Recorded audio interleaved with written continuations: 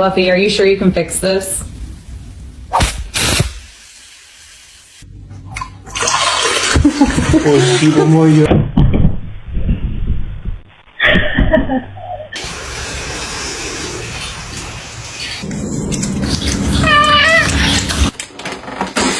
Oh my god!